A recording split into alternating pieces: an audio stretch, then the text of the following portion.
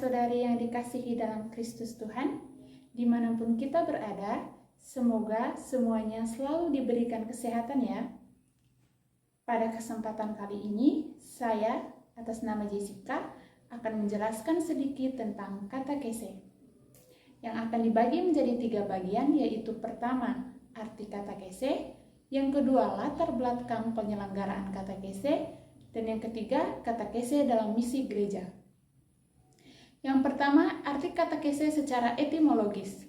Katekese berasal dari 2 kata, yakni katekein yang berarti kata kerja dan katekesis yang berarti kata benda. Yang akar katanya adalah kat dan echo. Kat yang artinya keluar ke arah luas dan echo artinya bergema atau bergaung. Yang dapat disimpulkan bahwa katekese adalah menyampaikan secara bergema atau bergaung keluar atau ke arah lurus untuk dimengerti oleh umat dalam mengembangkan iman mereka. Yang kedua, latar belakang penyelenggaraan katekese. Katekese adalah sesuatu yang sudah terjadi sebelumnya, karena ada yang melatar belakangi. Nah, perlu kita ketahui bahwa katekese ini sendiri telah diteruskan melalui ajaran Yesus secara turun-temurun. Seperti halnya yang bisa kita lihat ketika Yesus mengajar dalam perikop Injil Matius bab 7 ayat 28 sampai 29 yang berbunyi, setelah Yesus mengakhiri perkataannya itu, takjublah orang banyak itu dengan pengajarannya, sebab Yesus mengajar mereka sebagai orang yang berkuasa dan tidak seperti ahli-ahli Taurat. Dalam pengajaran ini, Yesus juga akan terus berlanjut seperti pada perikop Injil Lukas bab 4 ayat 32 di mana dikatakan bahwa semua orang takjub dengan pengajaran Yesus yang penuh dengan kuasa.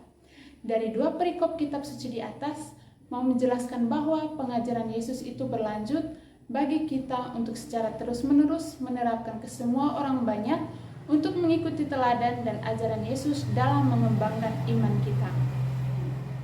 Katekese ini tidak berhenti hanya di ajaran Yesus saja, tetapi berlanjut dan diteruskan Yesus kepada para rasul. Karena mereka diutus atas dasar perutusan Yesus yang bisa dilihat pada Injil Matius bab 28 ayat 18 sampai 20 di mana para rasul pergi dan menjadikan semua orang bangsa murid Yesus dan kemudian mereka harus membaptis orang banyak itu dalam nama Bapa, Anak dan Roh Kudus dan mereka memberikan pengajaran agar mereka akan terus disertai dan senantiasa dikasihi Yesus sampai kepada akhir zaman. Kemudian kita lihat, benarkah para rasul mengajar? Ternyata para rasul memang mengajar.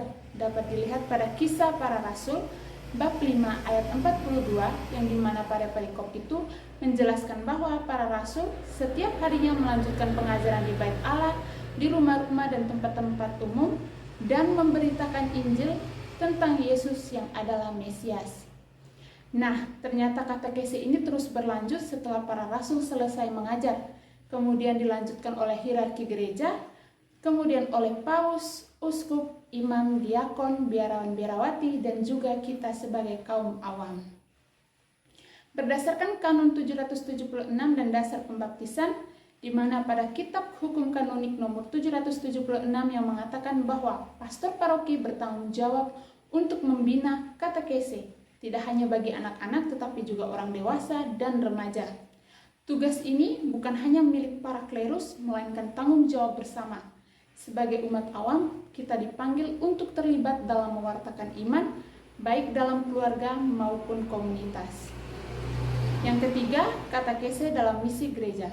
Yang perlu kita ketahui, apa sih misi gereja itu?